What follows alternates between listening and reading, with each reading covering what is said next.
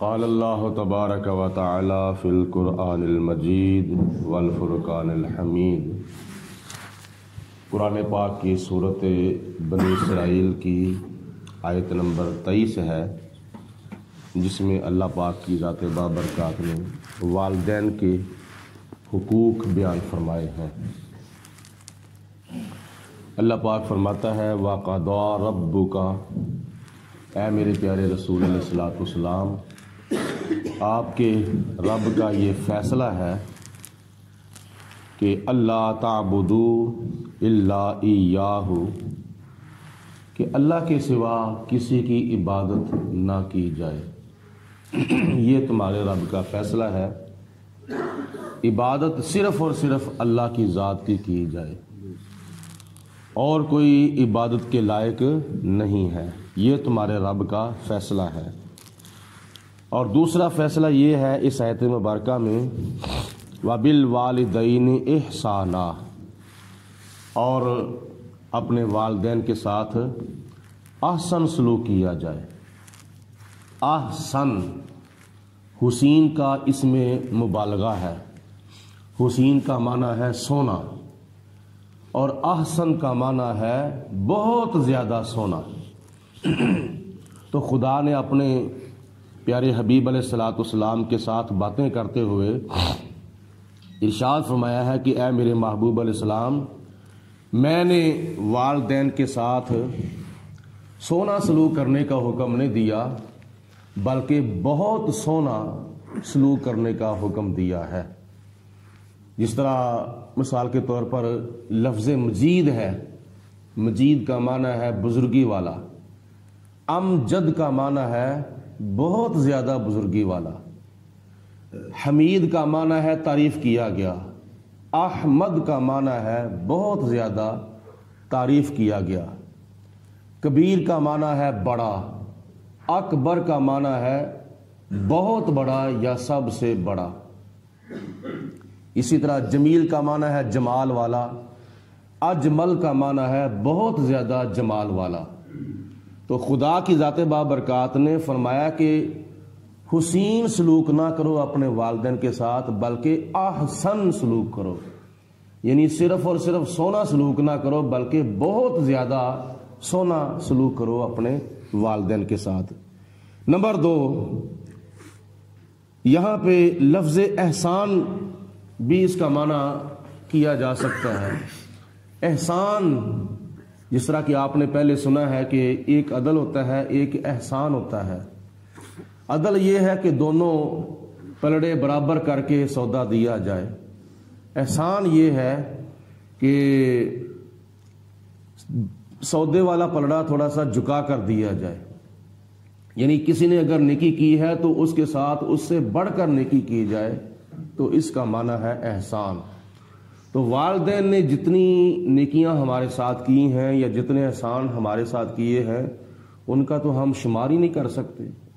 ابھی ہم دنیا میں نہیں آئے تھے، ابھی ہم پیدا نہیں ہوئے تھے، تو ہمارے اوپر تو والدین کے احسانات اس سے بھی پہلے کے شروع ہوئے ہیں۔ ابھی ہم ماں کے پیٹ میں تھے، تو اس وقت سے ہمارے اوپر والدین کے احسانات جو ہیں وہ شروع ہوئے ہیں۔ پھر جب ہم پیدا ہوئے، یہ بھی والدین کا ہمارے اوپر احسان ہے۔ جب ہم دودھ پینے کا زمانہ گزار رہے تھے، تو اس وقت بھی ہمارے اوپر والدین کے بڑے احسانات تھے۔ جب ہم چلنے پھرنے لگ گئے تو پھر بھی والدین کے بڑے احسانات تھے۔ جب جوانی چڑھ گئی تو پھر والدین نے ہماری شادی کی، ہمارا نکاح کیا، اور پھر جب ہماری اولاد پیدا ہوئی تو پھر ہمارا والدین ہماری اولاد کے ساتھ بھی پیار کر رہا ہے۔ ہمارے ساتھ تو پیار کرتا تھا، لیکن ہماری اولاد کے ساتھ اس سے بھی زیادہ والدین پیار کر رہا ہے۔ اپنی دوتوں کے ساتھ، اپنے نواسیوں نواسوں کے ساتھ، اپنے پوتوں اور پوتیوں کے ساتھ والدین جو ہے وہ بہت زیادہ پیار کرتے ہیں، لیکن دادی دادا نانی نانا اس سے بھی زیادہ پیار کرتے ہیں۔ تو یہ والدین کے احسانات کی تھوڑی سی فہرست ہے، لیکن اللہ پاک کی ذات بابرکات نے فرمایا کہ والدین کے ساتھ احسان کرو۔ ہم تو حقوق پورے نہیں کر سکتے، تو احسان کیسے کیا جائے گا؟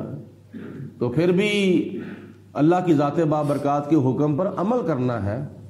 وہ کیسے کہ جب تم اپنے والدین کو راضی کرو گے، تمہارا والدین تمہارے اوپر راضی ہو جائے گا تو اللہ رسول بھی خوش ہو جائیں گے، تو تمہارا اللہ پاک کے حکم کے اوپر عمل ہو جائے گا۔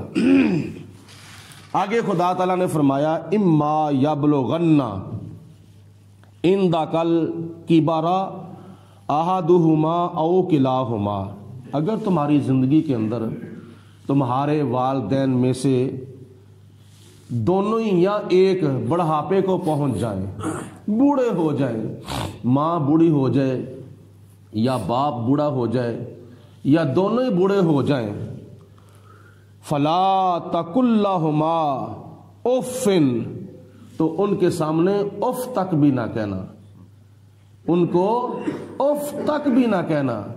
اس کا بعض مفسرین نے ترجمہ اور تفسیر اور وضاحت یہ کی ہے کہ والدین کے سامنے اپنی نظریں اٹھا کر بات نہ کرو، والدین کی نظروں میں نظریں ڈال کر بات نہ کرو، بلکہ والدین کے سامنے اپنی نظریں جھکا کر بات کرو۔ ویسے زیارت کرنا بڑا ثواب ہے۔ نبی پاک علیہ الصلوۃ والسلام نے فرمایا کہ اگر کوئی بندہ صبح اٹھ کر والدین کی طرف محبت کی اور شفقت کی نظر سے دیکھتا ہے تو اللہ پاک اس کو ایک مقبول حج کا ثواب عطا فرماتا ہے۔ تو صحابہ نے عرض کی یا رسول اللہ، اگر کوئی بندہ صبح سے لے کر شام تک 100 مرتبہ اپنے والدین کو دیکھے تو کیا ہر نظر کے بدلے خدا تعالیٰ مقبول حج کا ثواب عطا فرمائے گا؟ تو نبی کریم علیہ السلام نے فرمایا کہ اللہ تعالیٰ کے خزانوں میں کسی قسم کی کمی نہیں، خدا کے خزانے ہر وقت بھرے ہیں، فل ہے خدا کے خزانے ہر وقت۔ تم 100 مرتبہ بات کرتے ہو، اگر کوئی بندہ 1000 مرتبہ روزانہ اپنے والدین کا چہرہ دیکھے محبت کی نظر سے تو خدا تعالیٰ اس کو 1000 حجوں کا ثواب عطا فرماتا ہے۔ جب والدین کے چہرے کو دیکھنا عبادت ہے اللہ تعالیٰ کی، تو پھر آگے تم اندازہ کرو کہ والدین ہمارے لیے کتنی بہت بڑی نعمت ہے۔ تو ہاتھوں میں شفقت ہے، والدین کی نظروں میں شفقت ہے، چہرے کی زیارت کرنا خدا تعالیٰ کی عبادت ہے۔ تو ولا افن، والدین کے سامنے اف تک نہ کہو، بلکہ بات کرنی ہے تو نظریں جھکا کر کہو۔ اور کچھ مفسرین نے اس کی یہ وضاحت کی ہے کہ والدین کے سامنے جب بات کرنی ہے تو ایسے اشارے کے ساتھ بات نہیں کرنی، جیسے آپ نے ہاتھوں کے اشارے کے ساتھ یعنی بات کرتے ہیں نا، تو اس طرح والدین کے سامنے اس طرح کر کے اشارہ نہیں کرنا، ہاتھ باندھ کے بات کرو، نظریں جھکا کر بات کرو۔ اور زندگی کے اندر یہ حسن سلوک کرو، اور ماں جو ہے یہ حسن سلوک کی باپ سے زیادہ حقدار ہے، کیونکہ بچے کو جننے کے لحاظ سے اور بچے کو پالنے کے لحاظ سے اور بچے کو سنبھالنے کے لحاظ سے اور تربیت کرنے کے لحاظ سے ماں کی زیادہ محنت ہوتی ہے۔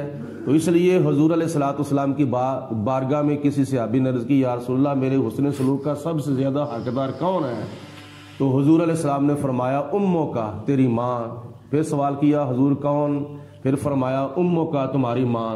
پھر تیسری مرتبہ سوال کیا یا رسول اللہ من ہوا، کون؟ اس کے بعد کون؟ ثم من، پھر اس کے بعد کون؟ تو آپ نے فرمایا قال اموں کا۔ چوتھی مرتبہ جب پوچھا تو پھر حضور علیہ السلام نے فرمایا قال ابو کا، تیرا باپ تیری ماں کے بعد سب سے زیادہ حسن سلوک کا حقدار ہے۔ باقی رشتہ دار بھی حقدار ہیں حسن سلوک کے، بہن بھائی، بیٹے بیٹیاں، نانا نانی، دادا دادی، باقی قریبی رشتہ دار بھی ہیں، دور والے رشتہ دار بھی حسن سلوک کے حقدار ہیں، لیکن سب سے زیادہ ماں حقدار ہے اور ماں کے بعد باپ حقدار ہے حسن سلوک کا۔ آگے خدا تعالیٰ نے ارشاد فرمایا وَقُلْ لَهُمَا قَوْلًا كَرِيمًا، ان کے سامنے بڑی اچھی گفتگو کرو، بڑے ادب و احترام کے ساتھ اور بڑے نرم لہجے کے ساتھ بات کرو۔ وَاخْفِضْ لَهُمَا جناح الذل من الرحمۃ، اور ان کے سامنے عاجزی اور رحم دلی کے بازو پھیلا کے رکھو، یعنی اپنے بازو جو ہیں ان کی خدمت کے لیے پھیلا کے رکھو، ان کے ساتھ حسن سلوک کے لیے اپنے بازو پھیلاؤ۔ اگر تم کمائی کرتے ہو تو ان کی تلی کے اوپر، انہی کی ہتھیلی کے اوپر لا کے رکھو، اور پھر مانگ لو اماں جی ابا جی ہمیں اتنے پیسوں کی ضرورت ہے، یعنی ان کی خدمت بھی کرو، ان کی عزت بھی کرو، ان کی اطاعت بھی کرو۔ حضرت اویس کرنی رضی اللہ تعالیٰ عنہ کا بڑا لمبا چوڑا واقعہ ہے، نبی پاک علیہ الصلوۃ والسلام کے زمانہ مبارکہ میں ہوئے ہیں، ملک یمن کے شہر کرن کے اندر، لیکن بوڑھی ماں کی وجہ سے وہ حضور علیہ الصلوۃ والسلام کی آ کے زیارت نہیں کر سکے۔ آئے تھے ایک مرتبہ مکہ مدینہ المنورہ میں آئے تھے، لیکن ماں نے کہا تھا کہ جانا گھر میں اگر ہوئے حضور علیہ السلام تو زیارت کر کے واپس آ جانا، اگر نہ ہوئے تو پھر بھی آ جانا۔ تو حضرت عائشہ صدیقہ رضی اللہ تعالیٰ عنہا کی بارگاہ میں حضرت اویس کرنی حاضر ہوئے، اماں جی نبی پاک علیہ الصلوۃ والسلام کدھر ہیں؟ تو آپ نے فرمایا کہ وہ مسجد نبوی کے اندر نماز پڑھانے کے لیے تشریف لے گئے ہیں، واپس آ گئے، ماں کا حکم تھا۔ تابعی کہا جاتا ہے ان کو، صحابی نہیں کہا جاتا۔